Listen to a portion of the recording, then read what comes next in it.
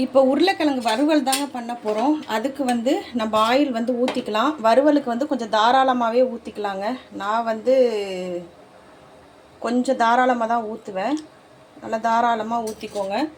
ஊற்றிட்டு எண்ணெய் சூடானதுமே வந்து பார்த்திங்கனாக்கா நம்ம கடுகு போட்டுக்கலாம். இது வந்து பார்த்திங்கன்னா நான் காய் எல்லாமே எடுத்து ரெடியாக வச்சுருக்கேன்.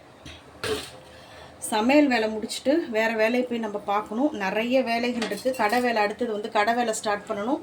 துணி மடிக்கணும், துணி துவைக்க வேண்டிய வேலை இருக்குது. அதுக்கப்புறமா நம்ம சாப்பிட்டுட்டு ஒரு குட்டி தூக்கத்தை போட்டுட்டு கடத்தெருவுக்கு போகணும். கடத்தெருவுக்கு போயிட்டு வந்துட்டு நம்ம சமையல் வேலையை முடிச்சுட்டு நம்ம வந்து கடைக்கு போகணும். இப்போ வந்து பார்த்திங்கனாக்கா எண்ணெய் வந்து சூடாயிடுச்சு. நான் கொஞ்சமாக கடுகு போட்டுக்கிறேங்க. கடுகு போட்டு கடுகு வந்து பொரியட்டும். நான் சிம்பிளாக தாங்க செய்வேன். நான் வந்து கடை வச்சுருக்கிறனால நான் எவ்வளோ சிம்பிளாக என்னால் வந்து குக் பண்ண முடியுமோ அந்தளவுக்கு சிம்பிளாக தான் நான் வந்து குக் பண்ணுவேன். என்னோடய குக்கிங் வந்து சிம்பிளாக இருக்கும், ஆனால் டேஸ்ட்டாக இருக்கும். கடுகு பொரியும் போதே வந்து நான் பூண்டு போட்டுக்கிட்டேங்க. பூண்டு போட்டுக்கலாம். அடுத்தது வந்து தக்காளியும் போட்டுக்கலாம்.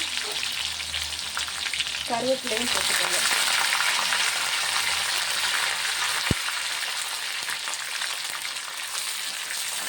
நான் எப்படி சமைப்பேனோ என்னோட ஸ்டைலில் தான் இதில் போட்டிருக்கேன். ஒவ்வொருத்தவங்க ஒவ்வொரு மாதிரி சமைப்பாங்க. எனக்கு நேரமின்மை காரணமாக நான் இப்படி தான் சமைப்பேன்.